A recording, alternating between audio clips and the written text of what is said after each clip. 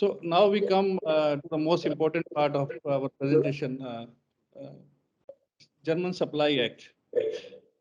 Uh, German Supply Act was introduced to control on, you can say, Prashant, you have to mute.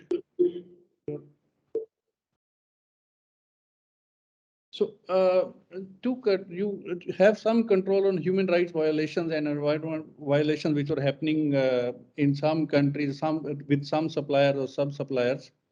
With even in Germany, UN, this guiding principle on business and human rights, they have made it voluntary on the companies to comply with those. But over the period when they realize that companies are not voluntarily complying, it was, and we say that now we will have this proper legal implication on the companies which are operating from Germany and on their suppliers throughout the world.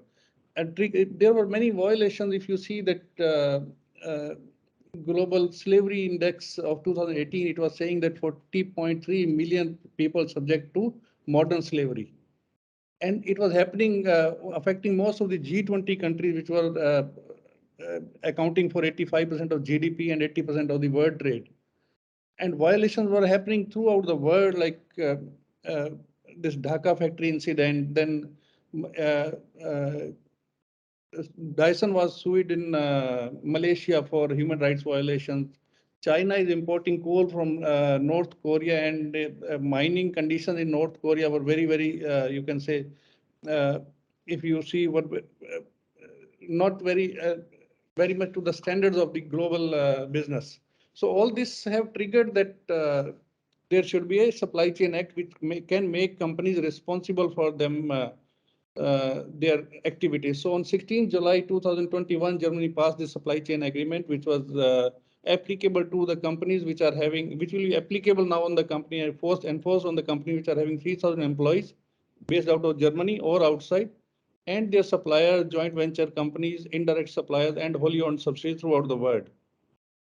It will be 3,000 employees from January 1, 23, and it will be reduced further to 1,000 employees to 2024, for January 24.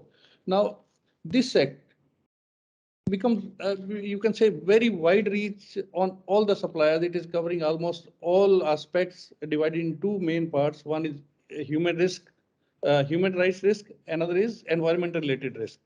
In these two, they have covered everything a business one can imagine in a business, like child labor, trafficking, or forced labor, wage disparity, uh, then this you can say geographical disparity, or on the religion, or prohibition on the unions, or everything they have covered. Then in environment also, in the same, like in human risk also, they have covered part of environment, which makes that drinking water or life or sanitary conditions are not available to people.